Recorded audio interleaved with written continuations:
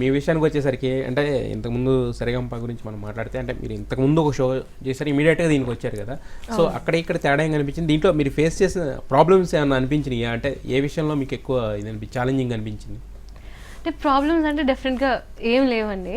I mean challenging conditions ఉంటాయి కదా. నిజంగా నాకేం గుర్తు రావట్లేదు లైక్ ఆన్ ద స్పాట్ చెప్పాలంటే.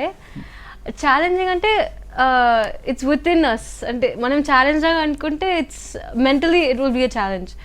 జస్ట్ మన బెస్ట్ ఇవ్వాలి, మంచిగా ప్రాక్టీస్ చేసి ప్రజెంట్ చేయాలి అని ఉద్దేశంతో వెళ్తే then whatever outcome it is will be happy. అంటే నిజంగా చెప్పాలంటే ప్రతిసారి స్టేజ్ మీద పర్ఫామ్ చేసేటప్పుడు okay this might be my last performance అన్నట్టుగా పర్ఫామ్ చేశాను.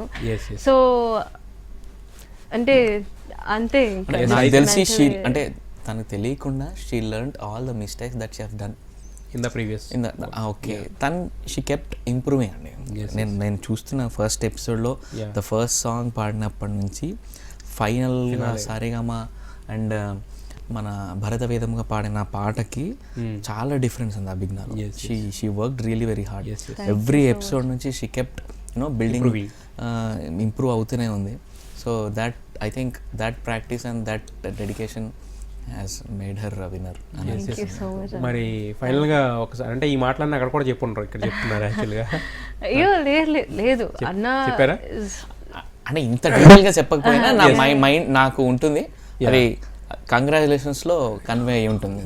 బట్ అది ఇక్కడ చెప్తే ఏంటంటే షీ ఫెల్ట్ హ్యాపీ కదా, దానికి కూడా. అండ్ నేను ఏం చెప్పానంటే కీప్ అప్ దట్ ఆ విన్నర్ తిను ఏదో ఫ్లూక్ లో విన్ అయింది అని అనిపించుకోకుండా అది చాలా పెద్ద రెస్పాన్సిబిలిటీ.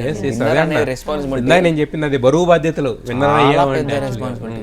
రేపు పొద్దున మనం రెగ్యులర్ గా మనం కనిపించకపోయినా వినిపించకపోయినా అది ఏదో అప్పటికప్పుడులే అని చాలా మాటలు అంటారు. విన్నర్ అవ్వడం చాలా చాలా పెద్ద రెస్పాన్సిబిలిటీ. రన్నర్కి ఇంకా చాలా సింపతి చూపించడము ఇలాంటివి జరుగుతాయి, కానీ విన్నర్ని చాలా బ్రూటల్గా ఉంటారు. ఓ విన్నర్ ఏందో ఏం పాడిందో చూద్దాం, ఏం ఆ కళ్ళు ఉంటాయి, అందరి కళ్ళు ఉంటాయి కదా. Everybody will be. నేను కూడా వెయిట్ చేస్తున్నా, చూద్దాం అభిజ్ఞాయ్ నెక్స్ట్ ఏం చేస్తుందో. మీరు వెయిట్ చేసే వాళ్ళు ఒక సాంగ్ ఇచ్చేస్తే అయిపోతుంది. అది డెఫినెట్గా అవుతుంది ఈవెన్చువల్లీ. బట్ మనకి ఉంటుంది కదా, ఓ గెలిచింది ఓకే చూద్దాం యాజ్ అ సింగర్గా